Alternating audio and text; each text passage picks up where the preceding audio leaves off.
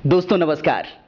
आप सभी का बहुत स्वागत है टीटी यूट्यूब चैनल पर। मैं हूं दिलेश देवांगन। दोस्तों आज मैं आपसे मिलवाने जा रहा हूं कांग्रेस के दिग्गज नेता, सालों का अनुभव बटोरे हुए आज भी बरकरार हैं वाड्रफनगर ब्लॉक कांग्रेस कमेटी के अध्यक्ष पद पर, श्री हरिहर प्रसाद यादव जी। स्वागत है सर डीडी यूट्यूब चैनल पर आपका। धन्यवाद। सबसे पहले मैं आपसे ये जानना चाहता हूं कि इतना ऊंचा लंबा कद काठी, बुलंद शरीर, बुलंद आवाज, आखिर क्या है इसका राज? अब ये तो माता पिता का आशीर्वाद, भगवान का आशीर्वाद और अभी तक जो चलते आ रहा है, इसमें हमारे सहयोगी साथी दोस्तों का भी बहुत बड़ा स्नेह है कि आज भी अपन सबके साथ मिलजुल के अच्छे ढंग से कार्य कर रहे हैं। चलिए बहुत बहुत धन्यवाद इसके लिए। आपका परिचय नहीं जानते, उनको अपना क्या परिचय देंगे आप? एक साधारण किसान परिवार के यहाँ पैदा हुआ और हमारा मूल निवास ग्राम कोटराही और खेतिहर हैं हम लोग। हमारे पिताजी, हमारे दादाजी सब खेतिहर रहे हैं, कृषक रहे हैं, पशुपालक भी रहे हैं। जाति से यादव होने के कारण शुरुआत जो हम लोगों की फैमिली पशुपालक के रूप में ही, यानी हम आपका कद काठी का ये अंदाजा लगा सकते हैं कि दूध दही का पूरा बचपन में माताजी हमें दूध ही, गाय के दूध खिलाती थी। अच्छा। हाँ, और सूखी रोटी, ये हमारा प्रिय भोजन रहा है बचपन से। क्या बात है, क्या बात है, इसीलिए इतना बुलंद नजर आते हैं आप जी। हो सकता है। आप थोड़ा सा अपनी शिक्षा दीक्षा के बारे में बताइए, अपनी पढ़ाई लिखाई के बारे में बताइए। प्राथमिक शाला की पढ़ाई हमने अपने गांव में ही ग्राम कोटराही में किया और माध्यमिक शाला और हायर सेकेंडरी वाड्रफनगर से किया। कॉलेज अंबिकापुर से किया। राजनीति में कब आना हुआ था और क्यों आना हुआ था? राजनीति में अपन जब ग्रेजुएट किए तो उस समय चुनाव जब हुआ, 77 से और 80 के बीच में जनता पार्टी की सरकार थी ऑल ओवर इंडिया में। 80 में रिटर्न हुआ इंदिरा जी का और 80 में जब एमएलए की चुनाव हुआ, जिस समय देवसाय मरावी हमारे खड़े हुए थे यहाँ, तो फर्स्ट हम लोग उस समय अपना, क्योंकि उस समय 21 साल की वोटिंग की उम्र थी, तो फर्स्ट वोटिंग हम लोगों ने उनको किया, देवसाय मरावी को, 1980 में, जिस समय एमएलए बने वो। और उसी समय से राजनीति शुरू हो गया। और चूंकि ग्रेजुएट करके आए थे, बहुत छोटा जगह था वाड्रफनगर, जैसा आज आप दिख रहे हैं वैसा था नहीं। इक्के दुक्के लोग पढ़े लिखे मिलते थे, इक्के दुक्के बोलने कहने वाले, आगे आने वाले। तो उसमें जब देवसाय मरावी आए तो युवक कांग्रेस का हुआ कि भाई नए लड़कों को युवक कांग्रेस का संगठन बनाना है, तो मुझे युवक कांग्रेस का अध्यक्ष यहाँ का बना दिया गया। जाहिर तौर पर अध्यक्ष की जिम्मेदारी बड़ी होती है, क्षेत्र के हर कोने में, हर विभाग में, हर क्षेत्र में आपकी नज़र होती है। क्या भविष्य में देखना चाहते हैं और किस नज़र से वाड्रफनगर को देखते हैं आप? वाड्रफनगर के विकास के लिए तो हम लोग समर्पित हैं और आज नहीं, जब से हम लोग राजनीति में आए हैं, हमारे दोस्त, हमारे साथी सभी लोग वाड्रफनगर को डेवलपमेंट करने के लिए हम लोगों ने शुरू से संकल्पित है। जब हम लोग राजनीति शुरू किए तो ब्लॉक था। हम लोग के राजनीति में आने के बाद तहसील बना, एसडीएम कार्यालय बना। एसडीएम कार्यालय बनवाने में हम लोग का बहुत बड़ा रोल है। ये 91 में बना यहाँ, हालांकि उसकी गजट नोटिफिकेशन तो अभी हुई है, लेकिन एसडीएम कार्यालय 91 से शुरू है। और इसमें उस समय लड़ाई चल रहा था कि प्रतापपुर रहे कि वाड्रफनगर रहे। अच्छा। हाँ, और बीजेपी की सरकार थी, लेकिन हम लोगों ने दलील दिया और कलेक्टर उस समय थे राकेश अग्रवाल, कलेक्टर थे। अभी भी आपको याद? हाँ याद है, आए थे वो और हमारा प्रतिनिधि मंडल मिला, उसमें मैं भी गया। मैं था अगुआ के नाते और मेरे साथ सहयोग में केदारनाथ यादव एडवोकेट वो थे और भी बीजेपी के भी थे। उसमें ये राधेश श्रीवास्तव था, राजेंद्र राही था, ये लोग भी थे। तो हम लोग 4-5 लोग प्रतिनिधि मंडल गए और कलेक्टर को सेटिस्फाइड किए कि वाड्रफनगर ही एसडीएम कार्यालय है। चूँकि रामानुजगंज पहुँच विहीन उस समय था रामानुजगंज, उस वक्त रास्ता बहुत दुखद था कह लीजिए, और उनके दिमाग में आया और बॉर्डर था और ये सब को दृष्टि देखते उन्होंने फाइनलाइज किया कि वाड्रफनगर ही हम खोलेंगे।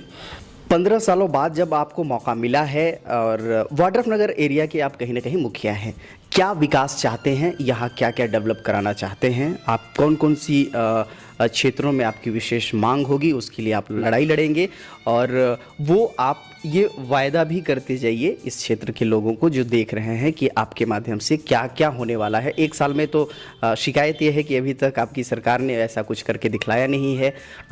एक तरफ विकास कार्य पूरी तरह से रुका हुआ है, कोई निर्माण कार्य ऐसा जिस तरह से बीजेपी की सरकार में होती रहती थी वैसा दिखता नज़र नहीं आ रहा है, ऐसा लोगों का कहना है। इस पर आपकी पूरी प्रतिक्रिया क्या है? देखिए, हमारी सरकार जैसे आई, हमने जो वादा हमारी सरकार ने किया था, किसानों का ऋण माफ़ करेंगे, माफ़ किया उन्होंने। अभी जो बचे हैं ऋण उसको भी और माफ़ करेंगे, मतलब और पैसा भेजेंगे। ऐसी भी कुछ बात आती है कि पूरा माफ़ नहीं हुआ, लेकिन किस्त बाई किस्त आ रहा है सरकार की ओर से। हमारी सरकार ने कहा कि हम धान 25 रुपये किलो खरीदेंगे, पिछले साल खरीदा, इस साल भी खरीद रहे हैं। और आदिवासियों को पट्टा देने की बात थी, जैसे हमारी सरकार आई वन भूमि का पट्टा आदिवासियों को देना प्रारंभ किया। अभी हाई कोर्ट के आर्डर पर ब्रेक लगा हुआ है, लेकिन आफ्टर इलेक्शन जब पंचायती राज की चुनाव हो जाएगी उसके बाद निश्चित तौर से जो आदिवासियों का पट्टा देने का है, वन भूमि का, गैर आदिवासियों को भी देना है, उसमें ये सब काम हमारी सरकार निरंतर करती आ रही है। और जहाँ तक विकास की बात बोल रहे हैं, हमारे वाड्रफनगर ब्लॉक में देखिए सबसे बड़ा काम, हमारे मुख्यमंत्री जी का भी दौरा हुआ था, नवंबर को आए थे रामानुजगंज में। हमारी एक मांग थी कि वाड्रफनगर मुख्यालय को डायरेक्ट जो है बलरामपुर डिस्ट्रिक्ट से जोड़ दिया जाए। अभी हम 90 किलोमीटर मैंने भाया रामानुजगंज जाते हैं, और हमारी बहुत पुरानी मांग थी जब से डिस्ट्रिक्ट बना बलरामपुर कि इसको डायरेक्ट रजखेता से होते हुए सीधे ढड़िया, कचिया, अमरावतीपुर होके, जो कि 52-53 किलोमीटर पड़ता है। कहाँ 90 किलोमीटर और कहाँ 52-53 किलोमीटर। सर, मैं यहाँ पर थोड़ा सा आपको रोकते हुए एक प्रश्न इसमें करना चाहता हूँ। अभी आपने कहा कि रजखेता से होते हुए वहाँ बलरामपुर को रास्ता जाएगी। पूर्वी क्षेत्र के लोगों की बड़ी शिकायतें हैं कि रोड, बड़ी रोड, चौड़ी रोड अगर बन रही है तो वो आबादी वाले एरिया से गुजर के जाना चाहिए। उससे कहीं ना कहीं रोजगार का सृजन होगा, लोगों को आवाजाही का जब रास्ता होता है तो कई युवाओं को रोजगार करने का अवसर मिलता है। चूँकि 15-20 किलोमीटर ऐसा कहा जाता है कि जंगल से गुजरती हुई अगर वो रास्ता जाती है तो उससे कोई फ़ायदा नज़र नहीं आ रहा है। जबकि अगर आबादी वाला, गाँव वाला क्षेत्र से अगर वो रास्ता गुजरे तो कहीं ना कहीं उस जगह का, उस क्षेत्र की वैल्यू बढ़ेगी और वहाँ के लोगों को विकास के नज़रिए से देखा जाएगा। नहीं, परिवर्तन कर दिए हम लोग। ये पहले हम लोगों ने मांग किया था शॉर्टकट के हिसाब से, लेकिन बाद में जब गांव वालों की बात आई तो अपन उसको कैलाशपुर, पंसरा, ढोढ़ी, बूढ़ाटांड़ होके उदारी, ढड़िया, कचिया, अलका, मानपुर होके उसको, चूँकि बसराज कुंवर एक हमारा जो है बहुत बड़ा धार्मिक स्थल भी है और पर्यटन के भी बात कहें तो बहुत ही अच्छा जगह है वो, तो अपन उसको जोड़ के उसको फिर बलरामपुर ले जा रहे हैं अपन। लेकिन ये तो रास्ते तो खैर कई द्वार खोलते हैं विकास के, बाकी चीज़ों के भी, लेकिन जो प्रॉपर जो वाड्रफनगर एरिया है, वाड्रफनगर एरिया युवाओं के लिए, हर वर्ग के लिए आप क्या करने जा रहे हैं आज इस मंच के ज़रिए, आप बताएं। हाँ, हमारी तो इच्छा ये है कि जैसे यहाँ पे पॉलिटेक्निक कॉलेज है, अपन यहाँ पर एक खुलवाएं वाड्रफनगर में। वाड्रफनगर उस योग आज हो गया है कि पॉलिटेक्निक कॉलेज खुल सकता है, और रघुनाथ नगर में महाविद्यालय हो जाए। चूँकि अगल बगल उससे छोटे जगहों में भी महाविद्यालय खोल दिए गए हैं, तो रघुनाथ नगर में एक महाविद्यालय का भी हमारी मंशा है। युवाओं को आप क्या आश्वासन देंगे और युवाओं के लिए आप क्या करने जा रहे हैं? क्या मांगे होंगी? क्या उनका बेरोजगारी दूर होगा? बेरोजगारी शासकीय नौकरी से तो दूर नहीं हो सकता, लेकिन सारा का सारा बेरोजगारी दूर करने के लिए टेक्निकल दृष्टिकोण से युवाओं को आगे आना पड़ेगा। जैसे कंप्यूटर टेक्निक करें लोग, और भी कई फैकल्टीज़ हैं। बहुत सारे ऐसे लोग हैं जो कंप्यूटर के कोर्सेज करके बैठे हुए हैं, फिर भी उनको कोई रोजगार नहीं मिल रहा है। और टेक्निकल मामलों में भी कहीं ना कहीं वो जानकार हैं, उन्होंने पढ़ाई प्रशिक्षित भी हो गए हैं, लेकिन रोजगार का अभाव है। कोई इंडस्ट्रीज़ या बाकी चीज़ें जिससे रोजगार के अवसर, ये नहीं चाहते हुआ कि हमें गवर्नमेंट जॉब ही मिले, लेकिन कुछ ना कुछ तो मिले, प्राइवेट के तौर पर स्थानीय जगहों पर उन्हें रोजगार के मौके मिले। देखिए, ये बात मैं कहने ही जा रहा था, जैसे आपने इंडस्ट्रीज़ की बात की, तो हमारे क्षेत्र में कोयला खदान की संभावना है। अभी कुछ दिन पहले भगवानपुर में खुलने वाला था, किन्हीं कारणों से ऊपर नीचे जैसा भी कारण रहा वो बंद कर दिया गया, लेकिन पुनः जो है वो निश्चित तौर से है कि इस क्षेत्र में कॉलरी की बहुत चांसेस है। तो हमारे अगर वाड्रफनगर ब्लॉक में कॉलरी खुलेंगे तो यहाँ के बेरोजगारों की बेरोजगारी समस्या दूर होगी। अभी आपने कहा कि घोषणा पत्र में हमने जो कहा था कर्जा माफ़ी की बातें और बाकी धान 25 रुपये किलो, लेकिन जिस तरीके से आप लोगों ने कहा था कि 25 रुपये धान खरीदेंगे, चूँकि चुनाव था इससे पहले, तो आपने धान खरीदने में किसी प्रकार की कोई कोताही तो नहीं बरती। लेकिन जो इस साल के सिस्टम्स हैं, जितना तगड़ा कर दिया गया है, इतने रूल रेगुलेशन फॉलो किया जा रहा है, और अब तो यहाँ हो गया है कि एक दिन में 1024 बोरी से ज़्यादा नहीं खरीदी जा सकती। आखिर किसानों के साथ इतना सख्ती क्यों? चूँकि अपन बॉर्डर एरिया के लोग हैं, तो जो यूपी और बिहार और झारखंड से जो कोचियों के द्वारा जो तस्कर लोग हैं जो धान लाया करते थे यहाँ, उस पर प्रतिबंध लगाने के लिए जो हमारे मूल किसान हैं उनका धान 100% खरीदी हो और खरीदने के बाद भी बैंकों में उनको पैसा समय पर मिले, थोड़ा इस पर कंट्रोल करने के लिए ये व्यवस्था बनाया गया। लेकिन इसका दूसरा तरीका भी तो हो सकता है, क्योंकि बॉर्डर की आपने जिक्र किया, और बॉर्डर में आप दूसरे तरीकों से भी तो रोक सकते हैं वहाँ के धान।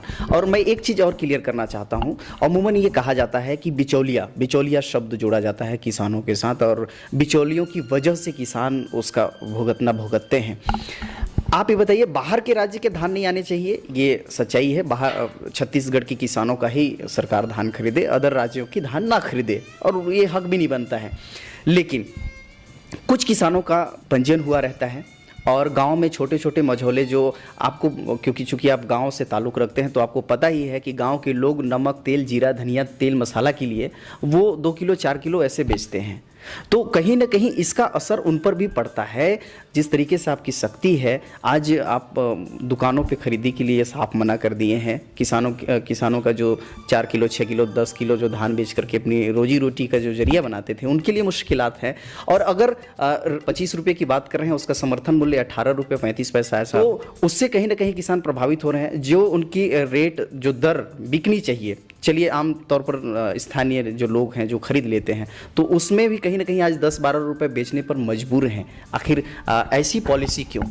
नहीं, यही तो बात है कि अगर जो गांव में जो 10 रुपया 12 रुपया जो मजबूरी में किसानों का खरीदते थे, उसी पर तो रोक लगाया गया है कि आप जो है किसानों का धान कम रेट पर क्यों खरीदोगे, और आप हमारे जो खरीदी केंद्र है वहाँ आप बेचो। और जहाँ तक रेट की बात है, 18 रुपये कुछ पैसे वाली जो बात है, वो तो समर्थन मूल्य है, और बाकी जो हम 25 रुपये वाली जो बात हमारे यहाँ है, तो वो तो हम बोनस देते हैं। तो थोड़ा किसानों को धैर्य भी रखना पड़ेगा, क्योंकि आपके मजबूरी का फायदा कोई बिचौलिया या कोई अड़तिया या कोई दलाल न उठा ले। थोड़ा सिस्टम को सुदृढ़ करने के लिए, क्योंकि हो सकता है कि ये पहला साल है, लोगों को अटपटा लग रहा हो, लेकिन आने वाले दिन में, चूँकि जैसे हमारे मुख्यमंत्री जी का, हमारे टी.एस. सिंहदेव जी का, जो हमारे बड़े लीडर्स हैं, इनकी जो भावना है कि हम किसानों को 100% लाभ दिलवाएं, क्योंकि कोई भी अगर काम आप एक्सपेरिमेंट के तौर पर या आप लागू करते हैं तो पहला साल अटपटा लगता है। निश्चित तौर से कुछ लोगों को परेशानी हो रही है, इसमें हम लोगों को भी तकलीफ होता है, क्योंकि हम लोग भी किसान से ताल्लुकात रखते हैं। लेकिन एक सिस्टम को बनाने के लिए थोड़ा पहला साल लोगों को समझना पड़ेगा। नेक्स्ट ईयर से प्रॉब्लम जो है दूर हो जाएगी। जो 25 रुपये धान की रेट की जो बात है, आप पिछले बार चूंकि लोकसभा का चुनाव था तो आपने ऐसा आरोप लगता है आप पर कि आप 25 रुपये, एक तरफ धान बेच रहे थे किसान, दूसरी तरफ उनके खाते में 25 रुपये के दर से पैसे भी आ रहे थे। लेकिन इस बार आपने 18.35 कह दिया और जारी कर दिया, और अब कहते हैं कि बाकी जो 25 रुपये की राशि 6.5 रुपये आसपास जो बच रहे हैं वो हम बोनस के तौर पर देंगे। आखिर वो मिलेगा कब? वो क्यों तत्काल क्यों नहीं मिल सकता? 18 रुपया कुछ पैसा ये समर्थन मूल्य है, ऑल ओवर इंडिया का समर्थन मूल्य है। बाकी हम छत्तीसगढ़ सरकार से जो हम पैसा बोनस देंगे वो हम इसके बाद देंगे।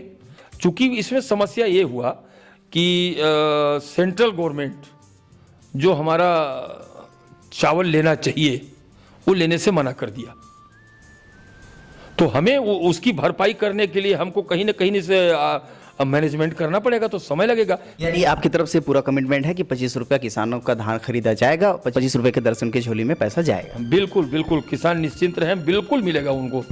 चलिए, बहुत आपसे ज़बरदस्त और रोचक बातचीत रहा यादव सर, और बहुत बेहतरीन बातचीत आपने किया। बहुत कीमती वक्त में से आपने हमारे लिए वक्त निकाला। आपका बहुत बहुत शुक्रिया, बहुत बहुत धन्यवाद। Thank you. तो फ्रेंड्स, इस वक्त हम मौजूद हैं ब्लॉक कांग्रेस कमेटी वाड्रफनगर के अध्यक्ष श्री हरिहर प्रसाद यादव जी के यहाँ, और इनसे हम बातचीत कर रहे थे। ये बातचीत वाला वीडियो आपको कैसा लगा कि कमेंट बॉक्स पर अपनी प्रतिक्रिया देना मत भूलिएगा। अच्छा लगेगा ये वीडियो तो लाइक कर दीजिएगा। लाइक के साथ अपने दोस्तों, अपने रिश्तेदारों, परिवारों के साथ शेयर भी कर दीजिएगा ताकि ये वीडियो उन तक भी पहुंच सके। अभी तक आपने डीडी यूट्यूब चैनल को सब्सक्राइब नहीं किया है तो प्लीज़ सब्सक्राइब कर लीजिएगा और बेल आइकन को ज़रूर दबा दीजिएगा ताकि जब भी कोई नया वीडियो आए उसका नोटिफिकेशन आप तक पहुँच जाए। बहरहाल, कैमरामैन नंदलाल देवांगन के साथ दिलेश देवांगन को दीजिए इजाज़त। नमस्कार।